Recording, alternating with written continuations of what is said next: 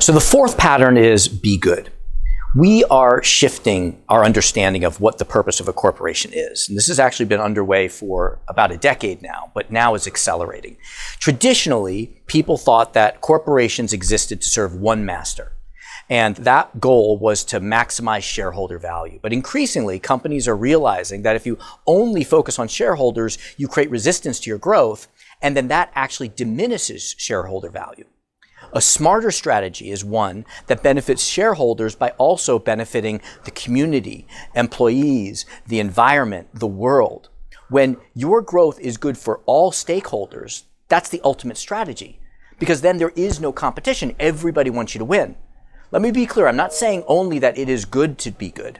What I'm saying is even if your goal is purely profit maximization, purely value creation for your shareholders, the smart thing to do if you take a long-term perspective is to do good in the world.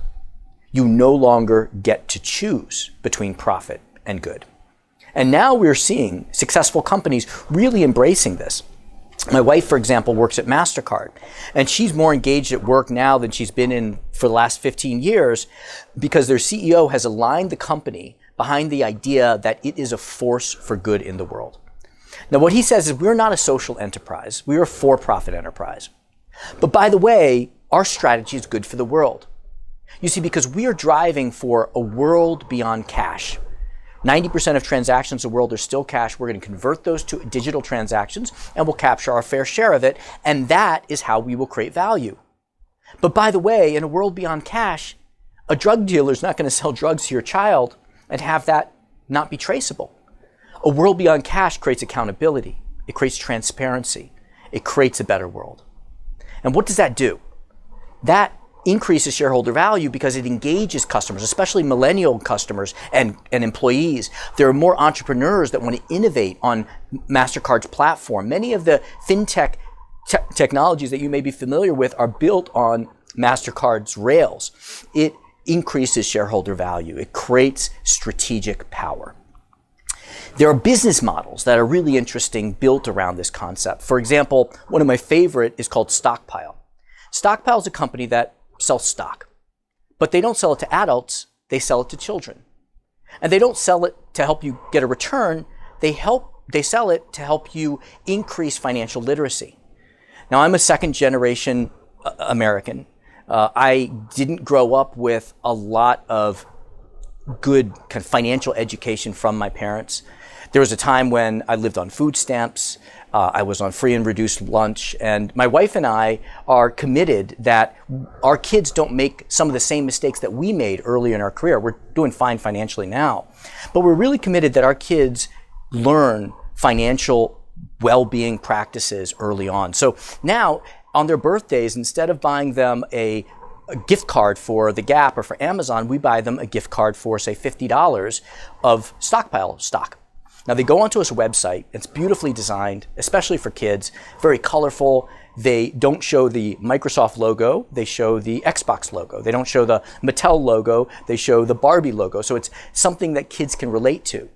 Now, my oldest son, Lucas, he bought $50 of Berkshire Hathaway stock. Now, if you know Berkshire Hathaway's stock price, it's about $250,000. He doesn't own a whole share. He owns an incremental share. Berkshire Hathaway lets Stockpile sell incremental shares of its stock. Why? Because they're doing it for good. I have another friend who years ago, he wanted to, for purely profit reasons, take Berkshire Hathaway stock and sell incremental shares. He very quickly got a letter from Berkshire Hathaway's lawyer saying, no, you can't do that. But Stockpile can do that. So my son buys Berkshire Hathaway. My daughter, she buys Amazon. And now they compare their stock prices. When there's a stock decline in tech stocks, my son immediately pulls up his app to compare how he's performing versus his sister. And now we have conversations that are really rich, the kind of conversations that I wish that I had had with my parents when I was young. Here's a short video of my daughter explaining why she bought Amazon stock. What'd you invest in? Amazon. And the Amazon thing went up 91.67% higher. Wow. For how long? I don't know.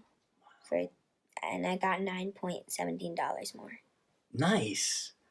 You made $9.17 without doing anything. Yeah. Wasn't that nice to make money without doing anything? But look at how it goes. Wow.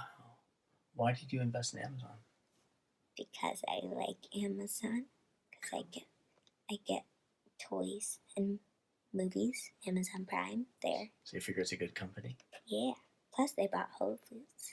Oh, good. And I had it before they bought Whole Foods, so it went like... Isn't that great? Here is a 12-year-old girl talking about Amazon's acquisition of Whole Foods and what that did to the stock price. That makes me feel proud. So it's important to step back and ask yourself, how can you engineer a strategy in which your growth is good for the world? A couple sub-questions to ask is, what can we stop doing that's bad? What can we start doing that's good? How can we better align the good stuff we do behind our brand and purpose?